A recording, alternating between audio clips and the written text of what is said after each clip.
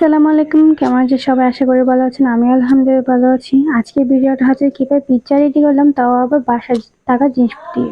তো পিজ্জাটা রেডি করার জন্য প্রথমে আমাকে একটা ডো রেডি করতে হবে, যেটার জন্য আমি 4টা পাউরুটি নিলাম।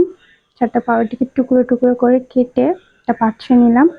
ওটার সাথে হালকা হালকা করে দুধ দিয়ে ওটা ভালোভাবে মিক্স করার চেষ্টা করতেছি। প্রথমে আমি ট্রাই করতেছিলাম, তো ওগুলা করতে করতে আমার কাজিন এদিকে একটু একটু দুধ দিচ্ছে, তা আমি এগুলো ভালোভাবে মিক্স করতেছি। যেহেতু আমাদের কোনো প্ল্যানই ছিল না যে পিৎজা বানাবো বাসায়, এরকম আমরা অলওয়েজই বাইরে থেকেই পিৎজা খাইতাম, কখনো বাসায় বানাইনি। কারণ পিৎজা বানাতে গেলে তো অলওয়েজ দেখছি অনেক কিছুই লাগে, চিজ লাগে, ক্যাপসিকাম লাগে, কত কিছুই লাগে। তো আমি এগুলো বানানোর কোনো প্ল্যান ট্যান করি নাই। হঠাৎ আমার বোন এসে বলতেছে ওর নাকি পিৎজা খাওয়ার অনেক বেশি ইচ্ছা হচ্ছে। ওর নাকি পিৎজা বাসায় রেডি করে একটা পিৎজা খাওয়ার অনেক বেশি ইচ্ছা হচ্ছে। এর আগে যে আমি ডিমের চপ করছিলাম, ওগুলা ফ্রাই করে ওগুলা খাইছিলাম, অনেক বেশি মজা হয়েছিল ডিমের চপটা। তারপর আবার ও আবদার করতেছে পিৎজা খাবার, তো বললাম আচ্ছা ঠিক আছে, বাসায় যা আছে সবগুলা নিয়েই পিৎজাটা রেডি করে ট্রাই করি। কারণ আমরা একটা ভিডিওতে দেখছিলাম কিভাবে পিৎজাটা করে। তারপর আমরা ডোটা রেডি করার জন্য ওখানে একটা ডিম দিয়ে দিলাম। আমি যখন আস্তে আস্তে করতেছিলাম, আমার কাজিন আমাকে বকা দিচ্ছে যে সরো, তোমার দ্বারা কিছু হবে না, তুমি ভিডিও করো, আমি দিচ্ছি। তারপর একটা ডিম, তারপর আধা কাপের চেয়ে কম সুজি অ্যাড করে দিলাম। সব কিছু অ্যাড করার পর আস্তে আস্তে করে ভালোভাবে মিক্স করে নিতে হবে, যাতে করে একটু দানা টাইপ না হয়ে থাকে। সবগুলো ভালোভাবে মিক্স করে নিব। সবগুলো মিক্স করার পর দেখা যাচ্ছে পাউরুটিগুলো ঘন টাইপ হয়ে আছে, সেজন্য আর একটু করে দুধ অ্যাড করতেছি। দুধগুলো একসাথে অ্যাড করা যাবে না, কারণ একসাথে যদি অ্যাড করতে যাই ওগুলা একদম পানি পানি হয়ে যাবে। সেজন্য একটু একটু করে অ্যাড করে ভালোভাবে মিক্স করতে হবে, যাতে করে ডোটা বেশি ঘন না বেশি পানিও না, এই টাইপের হবে না। এই তো আমাদের ডোটা একদম পারফেক্ট এবার রেডি। সবকিছু মিক্স করার পর না অতিরিক্ত পাতলা হয়েছে না অতিরিক্ত ঘন হয়েছে, দেখতে একদম এরকম হতে হবে। তো আমাদের ডোটা একদম ভালোভাবে মিক্স করা হয়ে গেছে। আমরা কিছুক্ষণের জন্য ওটা ঢেকে রেখে দিব এক সাইড করে। ওগুলো এক সাইডে রেখে দেওয়ার পর আমার কাছে আগে থেকেই মাংস ছিল, যেটা মুরগির মাংস হাড় ছাড়া, ওটা আমি কুচি কুচি করে রেখেছিলাম আগে থেকেই। তো ওখানে কিছুটা মরিচের গুঁড়া, অল্প কিছু হলুদের গুঁড়া, তারপর অল্প কিছু মশলার গুঁড়া দিব। তো সবগুলো পরিমাণ মতো দিয়ে দেওয়ার পর ওগুলোর সাথে লবণ অ্যাড করে দিব। ওগুলোর সাথে বেশিরভাগই দেখছি বাটা মশলা, বাটা মরিচ এইসব অ্যাড করতেছে। তো আমার কাছে এখন বাটা মশলা মরিচ এইসব কিছুই নেই, সেজন্য আমি আদা রসুন কুচি করে রাখছিলাম ওইগুলো দিছি। ওটা চাইলে নাও দিতে পারে, সমস্যা নেই। আমার এগুলো ভালো লাগছে সেজন্য আমি দিছি, যে এগুলো তো খাইলে ভালো শরীরের জন্য আরো। তো ওগুলো না দিলেও সমস্যা নেই। আদা রসুন ঘরে যেগুলো আছে, মরিচ মশলা লবণ হলুদ, এগুলো দিলেই হবে। তো সবগুলা দিয়ে ভালোভাবে মেখে নিচ্ছে আমার বোন। ও ভালোভাবে মেখে নিয়ে তারপরে ওগুলাতে মরিচ মশলা ঢোকার জন্য কিছুটা ফুটো করে দেওয়ার জন্য একটা কাঁটা চামচ খুঁজতেছিল। তো আমার আপাতত কাঁটা চামচটা কোথায় খুঁজে পাচ্ছি না, কোথায় রাখা হয়েছে। তো আমি বলছি কাঁটা চামচ না হয় ছুরি দিয়ে কাজ চালিয়ে নেই, সমস্যা না, কোনো মতো ফুটোটা করে দিতে হচ্ছে। আর এগুলো অত বড়ই মাংস না যেগুলো ভালোভাবে মরিচ মশলা ঢোকানোর জন্য ভালো করে ফুটো করতে হবে। এগুলো ছোটো ছোটো কুচি করা আছে, তবুও চাচ্ছে মানে মশলা করে বিটে এরকম, সেজন্য ও ভালোভাবে ফুটো করে দেওয়ার চেষ্টা করতেছে। তো আমি ওকে বারণ করতেছি কিন্তু ও শুনতেছে না, ও বলছে না ভালোভাবে একদম হয় মতো। আর এগুলা বড় না, বড় মাংস না, তবু ওই নিজে ইচ্ছা মতো করে করতেছে। তো এগুলা একদম এভাবে কুচি কুচি এগুলো সবকিছু মেখে মেখে নেওয়ার পর দেখতে এ টাইপের হবে। দেখতে কিরকম সুস্বাদু লাগতেছে তাই না? একদম এখনই খেয়ে ফেলতে ইচ্ছা হচ্ছে। তো এগুলো রেখে দেওয়ার পর আমরা একটা ফ্রাই প্যান নিলাম, চুলার উপর বসিয়ে দিলাম, তারপর একটা পরিমাণ মতো তেল দিলাম। তেলগুলো দিয়ে দেওয়ার পর ওকে বলছি মাংসগুলো দিয়ে দেওয়ার জন্য। ও ভালোভাবে তেলটা সব দিকে ছড়িয়ে নিচ্ছে। ছড়িয়ে নেওয়ার পর একটা একটা করে মাংস দিচ্ছে। আমি ওকে বারবার বলছি সবকিছু একসাথে করে দেওয়ার জন্য, ও ভয় পাচ্ছে কারণ তেলগুলো ছিটকা পড়ে গায়ে পড়লে অনেক জ্বালা পোড়া করে, সেজন্য ও অনেক দূর থেকেই দিচ্ছে। আমি বলতেছি যে এটা কোনো প্রবলেম হবে না, এগুলো এগুলো অতিরিক্ত না, এগুলো অতিরিক্ত তেল ছিটকা পড়লে তখন সমস্যা হয়। তারপরে আস্তে করে ঢেলে দিয়ে অনেক দূরে পালিয়ে যায়।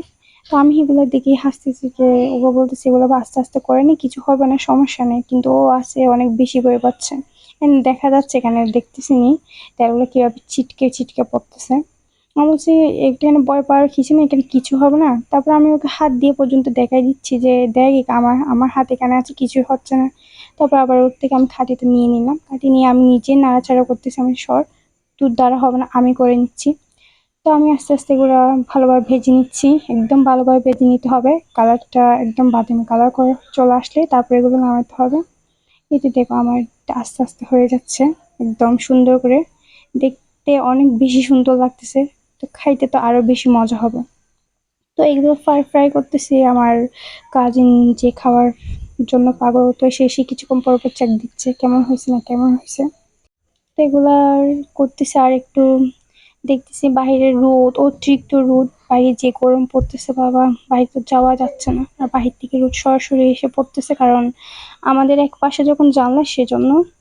তো এগুলো ফাইনালি এরকম কালার হয়ে আসবে, এরকম কালার হয়ে চলে আসার পর এগুলো নামিয়ে নিবে আস্তে আস্তে। তো আমার কাজিন বলতেছে ওখানে আদা রসুন যেগুলো দিচ্ছে ওগুলো অতিরিক্ত ফ্রাই হয়ে গেছে। আমি ওকে বলতেছি ওগুলো ফ্রাই হয়েছে, ওগুলাই তো বেশি মজা হবে, কারণ ফ্রাই জিনিসটা অনেক বেশি মজা, সেটা আদা রসুন হোক বা মাছ হোক বা মুরগির মাংস যাই হোক না কেন। তো আস্তে আস্তে এগুলো নামিয়ে নিচ্ছে, একদম একটা বাটিতে আলাদা করে নিচ্ছে সবগুলা মাংসগুলো, আদা রসুনের কুচি কুচি করা ভাজাগুলাও, ওগুলা খেতে আরো বেশি অনেক মজা।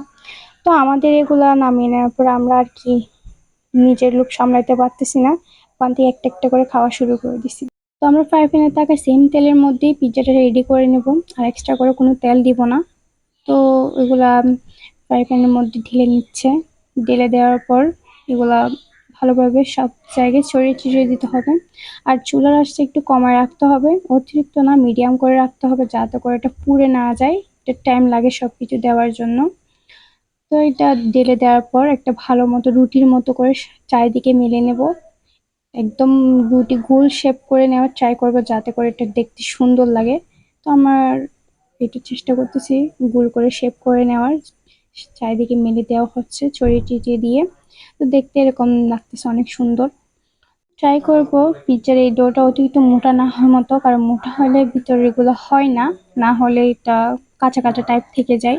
তো অতিরিক্ত পাতলাও না অতিরিক্ত মোটাও না, এই টাইপ করে নেওয়ার ট্রাই করবো। একদম মিডিয়াম একটা ডো করে রুটি মতো করে গোল করে সুন্দর করে একটা শেপ দিয়ে দিলে অনেক সুন্দর লাগবে। আর অতিরিক্ত মোটা না করে পাতলা টাইপ করে ট্রাই করলে অনেক ভালো হয়, তাড়াতাড়ি হয়ে যায়। তো ট্রাই করতেছে ভিতরে যাতে করে তেল যায়, ওর মনে হচ্ছে নাকি ভিতরে তেলটা ঢুকতেছে না, সেজন্য একটু কাঠি দিয়ে একটু আলগা করে দিচ্ছে যাতে করে তেলটা ঢুকার মতো। কিন্তু সবকিছু করার পর এগুলা কিছুক্ষণের জন্য এটা ঢাকনা দিয়ে ঢেকে দেওয়া হয়। A few moments later. এই তো কিছুক্ষণ পর উল্টিয়ে নিয়েছি, এক সাইড পুরোটা হয়ে গেছে। তারপর আমরা কাঁচা চামচ দিয়ে ফুটো করে দিচ্ছি। ফুটো করে দেওয়ার পর এই চুলার আঁচটা একদম লো হিটে রাখতে হবে, যাতে করে পুড়ে না যায়, ওর তাড়াতাড়ি হয়ে না যায়। এটা ভাপ ওঠার মতো করে রাখতে হবে, একদম লো হিটে রেখে এটা করতে হবে। তো এখানে সস দেওয়া হচ্ছে এই টাইমে আমার কাজিন ওটা আসে, যার কারণে এত কিছু। তো ও এসে ওর বিখ্যাত ডায়লগ একদম শুরু হয়ে গেছে, ওর সবচেয়ে বড় বিখ্যাত ডায়লগ অলওয়েজ যেটা বলে। তো আপনাদেরও শোনাবো একদম, এই নেন আপনারা শুনুন কি বলছে। ফকিন্নি কথাকার তুই মনে দেখেছিস, চোখে দেখেছিস এই দামি এটা কাপড় হচ্ছে कहाँ से आते हैं? ও এসে এরকম বকবক করা শুরু করে দিছে। তো ওর মতো বকবক করতেছে, আমরা এদিকে মজা করতেছি। তারপর আমার কাজিন এভাবে সসটা ভালোভাবে দিয়ে দিচ্ছে ছড়িয়ে ছিটিয়ে, আর যার যেরকম ইচ্ছা ওরকম করেই সসটা দিবেন। অনেকের অতিরিক্ত বেশি খাওয়ার ইচ্ছা সস, অনেকের কম খাওয়ার ইচ্ছা, আমরা তো এতটুকুই দিলাম। তো সস দিয়ে দেওয়ার পর আস্তে আস্তে করে আরগুলা দিয়ে দেবো। তো চিজ দেওয়া হচ্ছে, এটা মজারেলা চিজটা না, আসলে মজারেলা চিজটা থাকলে আরো বেশি মজা হতো, একদম রেস্টুরেন্টের মতো পিৎজাটার মতো হয়ে যেত, চিজি চিজি একদম দেখতে ইয়ামি। তো আমাদের কাছে আপাতত যেটা ছিল ওটাই দিচ্ছি, ওটা ভালোভাবে সব জায়গায় ছড়িয়ে ছিটিয়ে দিয়ে দিচ্ছি। এগুলো আমার আগে থেকে রেডি করা ছিল, চিজটাও কুচি কুচি করে রাখা ছিল। তারপর ওখানে দেওয়ার জন্য সবজিগুলো কুচি কুচি করে রাখা ছিল, তো এগুলো আস্তে আস্তে করে দিয়ে দিচ্ছি। তো আমাকে কমেন্টে অবশ্যই জানাবেন যে রেসিপিটা কেমন হয়েছে, পিৎজাটা ঘরের জিনিস দিয়েই বানানো। তারপর ভেজে রাখা মাংসগুলো আস্তে আস্তে সব জায়গায় দিয়ে দেওয়া হচ্ছে। তো অবশ্য অনেকদিন পরে আমি ভিডিও আপলোড করতেছি, অনেকদিন হয়েছে আমি কোনো ভিডিও করি নাই, কোনো এডিটও করি নাই। অনেক ভিডিও করা আছে কিন্তু এডিটের কারণে আমি ছাড়ি নাই। বিয়ের ভিডিও আছে আমার কাছে, কিন্তু কি করবো এই গরমের মধ্যে কিছু করতে ইচ্ছা করতেছে না, সেজন্য শুধু ভিডিও দেখি আর খাই আর ঘুমাই। যে গরম পড়তেছে না, বাইরে যাইতে ইচ্ছা করতেছে না, ভিতরে থাকতে ইচ্ছা করতেছে, ও অবস্থা একদম খারাপ। গরমে আপনাদের অবস্থা কেমন হচ্ছে অবশ্যই জানাবেন।